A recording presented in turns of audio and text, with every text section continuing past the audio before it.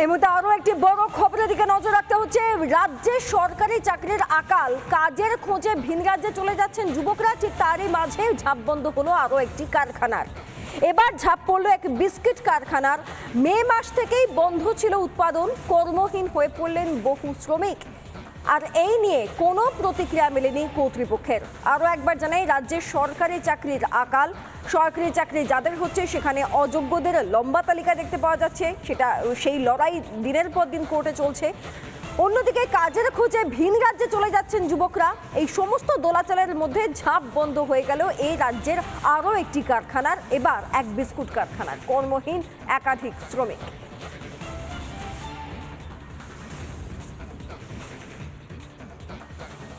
রাজ্যের শিল্প মানচিত্রে বিগত প্রায় এক দশক ধরে নতুন কোনো ইন্ডাস্ট্রি, নতুন কোনো কোম্পানি এই রাজ্যে বিনিয়োগ করছে, এই খবর বা এই সম্ভাবনা তেমনটা নেই। অন্যদিকে একের পর এক কারখানা বন্ধ হচ্ছে। সেই তালিকায় নতুন সংযোজন হওয়ার আশঙ্কা দেখা দিয়েছে প্রায় কয়েক দশকের প্রাচীন সুবিখ্যাত একটি বিস্কুট কোম্পানি। সেই বিস্কুট কোম্পানি তারাতলার যে অফিস, সেই তারাতলার অফিস এবং এই অফিসের সঙ্গেই তাদের প্রোডাকশন ইউনিট। এই সুবিখ্যাত বিস্কিট কোম্পানি বা সুবিখ্যাত কোম্পানিটি তাদের প্রোডাকশন ইউনিট তারাতলায় বন্ধ করে দিতে পারে এমন আশঙ্কা দেখা দিয়েছে। তার কারণ এই কোম্পানির এই প্রোডাকশন ইউনিটে 122 জন স্থায়ী কর্মচারী ছিলেন। তাদের প্রত্যেককে 3টি ধাপে ভিআরএস দেওয়া হয়েছে এবং ভিআরএসের সঙ্গে লাম্পসাম অ্যামাউন্ট তাদেরকে অফার করা হয়েছে। যারা কর্মচারী, যারা কর্মী বিভিন্ন ইউনিয়ন করেন, সেই ইউনিয়নের যারা নেতা তারা বলছেন যে ম্যানেজমেন্টের তরফ থেকে বলা হয়েছে যে প্রতিযোগিতার বাজারে তারা নাকি টিকে থাকতে পারছেন না। র মেটেরিয়ালসের দাম বাড়ছে বিদ্যুতের দাম। এই যে কোম্পানি যে জমিটির উপরে তাদের প্রোডাকশন ইউনিট, তাদের রিজিওনাল অফিস, সেই জমির দাম বাড়ছে। সেই জন্যে তারা আপাতত এই প্রোডাকশন ইউনিটটি বন্ধ করে দিতে চান। এই সুবিখ্যাত কোম্পানিটি যদি বন্ধ হয়ে যায়, সেখানে কি রাজ্য সরকারের কিছুই করার নেই? রাজ্য সরকারের শিল্প নীতি সেক্ষেত্রে কি ভুল? সেই জন্যেই এই ধরনের কোম্পানিগুলো কোনো উপায় না দেখে তাদের প্রোডাকশন ইউনিট বন্ধ করে দিচ্ছে। ভিডিও জার্নালিস্ট পিনাকি নন্দীর সঙ্গে সৈকত, রিপাবলিক বাংলা, কলকাতা। প্রতিযোগিতার বাজারে টিকে থাকতে পারছে না, তাই জন্যই নাকি এই সিদ্ধান্ত। এদিকে চাকরি হারা হলেন বহু শ্রমিক, বহু স্থায়ী শ্রমিক। এই বিষয় নিয়ে রাজনৈতিক মহলের কি বক্তব্য, একবার শোনাবো আপনাদের। কারখানার দরজার তালা খুলতে হয়, তাহলে তৃণমূলের দরজায় তালা লাগাতে হবে। তৃণমূলকে ক্ষমতায় রেখে পশ্চিমবঙ্গে শিল্পায়ন সম্ভব। বড় বড় সব কলকারখানা বন্ধ হয়ে গেছে শুধুমাত্র তোলাবাজির জন্য। আর ঘটা করে উনি শিল্প সম্মেলন করেন। এই রাজ্য থেকে 1 কোটির বেশি পরিযায়ী শ্রমিক, একেবারে আনস্কিল লেবার থেকে সুপার স্কিল, সবাইকে রাজ্য ছেড়ে যেতে হচ্ছে। কেন? শিল্প নীতি টিতি কিছু নেই, এখানে একটাই নীতি আছে, তোলাবাজির নীতি। দেখলেন না, অত বড় কোম্পানি আইএফবি শুধুমাত্র তোলাবাজি দেয়নি, তার জন্য গিয়ে কারখানা ভাঙচুর করে দিয়ে চলে আসলো ওখানকার এমপির নির্দেশে। ওখানকার সবচেয়ে বড় মস্তান মাফিয়া কিছু হলো? তারপর তো দেখা গেল ওদের বাধ্য করা হয়েছে যে 98 কোটি টাকা নির্বাচনী বন্ড কিনতে, তা নাহলে ব্যবসা করতে দেবে না। তো কে করবে এই রাজ্যে ব্যবসা এই তোলাবাজদের আমলে? আমরা ছোটরা ব্রিটানিয়া ছাড়া অন্য কোনো বিস্কুট দেখিনি। সেই কারখানাটা বন্ধ হয়ে গেল। ওদের রিজিওনাল অফিসটা যেহেতু এখানে, অফিসটা খোলা আছে কিন্তু কোনো উৎপাদন আর হচ্ছে না, প্রোডাকশান বন্ধ হয়ে গেছে। 15-20 দিনে বেশি হবে তার প্রোডাকশান বন্ধ রেখেছে। এবং শ্রমিকদের জন্য ওরা ভিআরএস স্কিম নিয়ে এসছে। সেই ভিআরএস স্কিম নিয়ে শ্রমিকরা সবাই চলে গেছে। 122 জন স্থায়ী শ্রমিক ছিল, 122 জন শ্রমিক তারা ভিআরএস নিয়ে চলে গেছে। এই মমতা বন্দ্যোপাধ্যায় মুখ্যমন্ত্রী এই বলে কলকাতা বন্দরে 13টা কারখানা বন্ধ হয়ে গেছে। 13টায় ব্রিটানিয়াকে নিয়ে 13টা কারখানা বন্ধ হয়ে গেল। নতুন কোনো শিল্প আসছে না, নতুন কোনো কলকারখানা হচ্ছে না। অন্ধকার, ভবিষ্যৎ যুবকদের অন্ধকার। আমাদের তো অনেকে বলে যে কলকাতা তো বৃদ্ধাশ্রম হয়ে যাচ্ছে, নতুন করে চাকরির সুযোগ নেই। এই মুহূর্তে আরো একটি বড় খবরের দিকে নজর রাখতে হচ্ছে।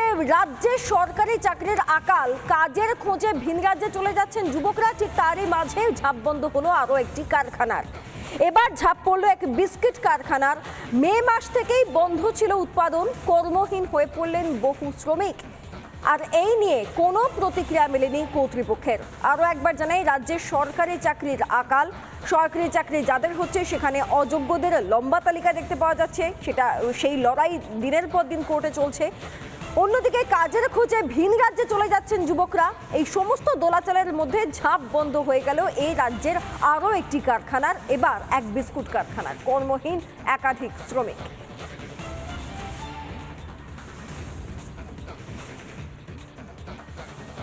রাজ্যের শিল্প মানচিত্রে বিগত প্রায় এক দশক ধরে নতুন কোনো ইন্ডাস্ট্রি, নতুন কোনো কোম্পানি এই রাজ্যে বিনিয়োগ করছে, এই খবর বা এই সম্ভাবনা তেমনটা নেই।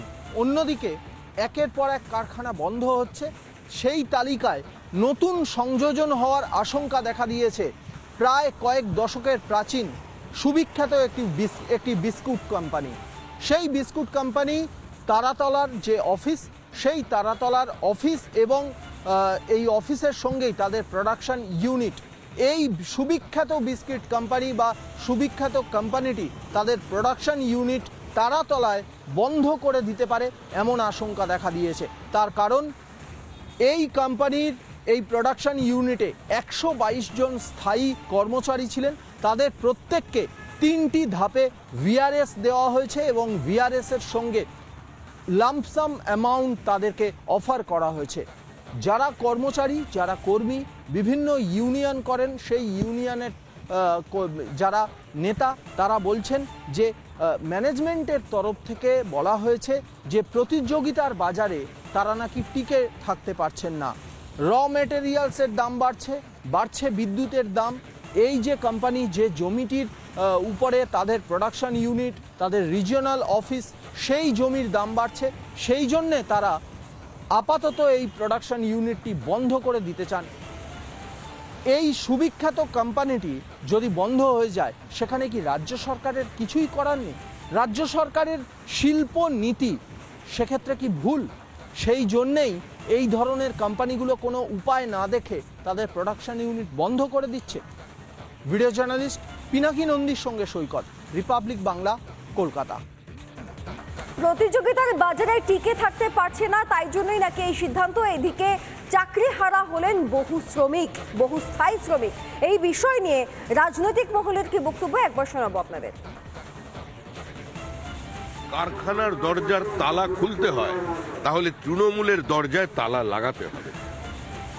তৃণমূলকে ক্ষমতায় রেখে পশ্চিমবঙ্গে শিল্পায়ন সম্ভব। বড় বড় সব কলকারখানা বন্ধ হয়ে গেছে শুধুমাত্র তোলাবাজির জন্য।